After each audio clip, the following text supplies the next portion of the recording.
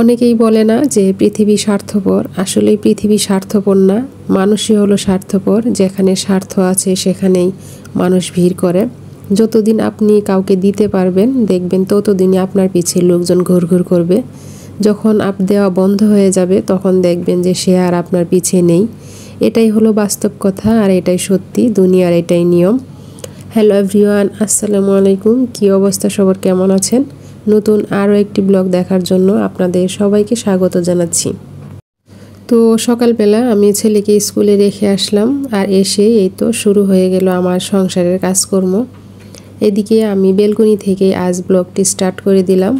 বেলকনিতে এখন এসে আমি গাছগুলোকে পানি দিয়ে নিলাম। আর এই তো এখানে মানি প্লান্টগুলো বেশ বড় হয়ে গিয়েছিল, অনেক লতা বের হয়েছে। ভাবলাম যে একটু কেটে তারপর আমি একটা পানিতে রেখে দেই। আমি একটা জার নিলাম আর জারের মধ্যে কিছু পানি দিয়ে তারপরে তো মানি প্লান্টগুলো রেখে দিলাম। আমার বেশ কিছু মানি প্লান্ট হয়েছে আর পাতাগুলোও বেশ বড় হয়েছে, তাই কেটে দিলাম একটু। আর এদিকে বারান্দা থেকে সব কাজ শেষ করে তারপর রুমে চলে এসেছি। বেডরুমে আমি আমার ছোট ছেলেকে ঘুম পাড়িয়ে দিলাম আর এখন ভাবলাম যে অন্য রুমের বেডটা গুছিয়ে নেই। এই রুমটাতে আমার তেমন একটা আশা হয় না, যেহেতু ছেলের পড়ার টেবিল আছে, তো যখন ও পড়াশোনা করে তখনই শুধু আসা হয়, তাই তেমন একটা নোংরাও হয় না। তো রুমটা আমি একটু গুছিয়ে নিচ্ছি আর বেডশিটটা চেঞ্জ করব না, আগের যেটা আছে সেটাই রেখে দিলাম, যেহেতু ময়লা হয়নি সেজন্য। পৃথিবীতে কেউ কারো আপন নয়, নিজের যত্ন নিজের ভালো নিজেকেই বুঝতে হয়। একমাত্র আল্লাহ ছাড়া আপনার কেউ আপন নেই। অনেকেই দেখবেন দুনিয়ার চাকচিক্যের মধ্যে সব কিছু ভুলে যায়। আল্লাহ তাআলা আমাদের সৃষ্টি করেছেন তার ইবাদতের জন্য, অনেকেই সেটাও ভুলে যায়। তো যতটুকু পারবেন চেষ্টা করবেন আল্লাহর ইবাদত করার জন্য। সকালবেলা নাস্তা নিয়ে আমার খুবই একটা টেনশন হয় যে একা আমি কি নাস্তা করব। যেহেতু ছেলে ভোরে উঠে স্কুলে চলে যায়, সে তো বাসায় নাস্তা করবেই না, তার জন্য আমি অনেক সময় দেখা যায় বাইরে থেকে কিনে দেই, আবার অনেক সময় নুডলস রান্না করে দেই, অন্য কিছু করে দেই।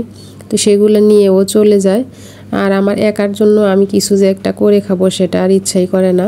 মাঝে মধ্যে এইভাবে আমি বাইরে থেকে পাউরুটি কিনে নিয়ে এসে তারপরেই তো চা দিয়ে খেয়ে নেই। এটা আমার কাছে খুবই ভালো লাগে, আমার একটা ফেভারিট জিনিস চা দিয়ে পাউরুটি। তো নাস্তা শেষ করে আমি আর একদম লেট করিনি, সাথে সাথে রান্নাটা বসিয়ে দিয়েছি, যেহেতু ছোটো বাবুটা ঘুমোচ্ছে।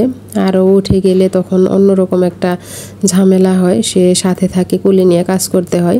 তাই ভাবলাম যেহেতু ঘুমিয়ে পড়েছে আমি রান্নাটা শেষ করে নেই।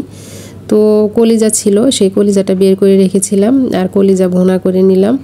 সাথে আমি ছেলের জন্য মুরগি রান্না করে নিয়েছি, সে কলিজা খাবে না।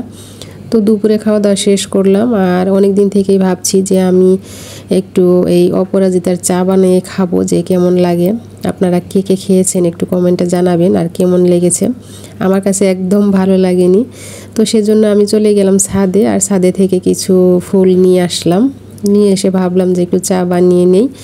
আর অপরাজিতার চা দেখলাম যে অনেকেই খেয়েছে, অনেকেই বলছে যে না খুবই ভালো খেতে, তবে আমি বানিয়ে খেলাম, আমার কাছে একটুও ভালো লাগেনি।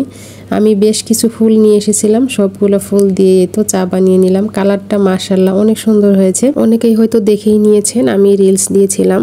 তবে খেতে ভালো না হলেও এটা কিন্তু স্বাস্থ্যের জন্য খুবই ভালো, খুবই উপকারী।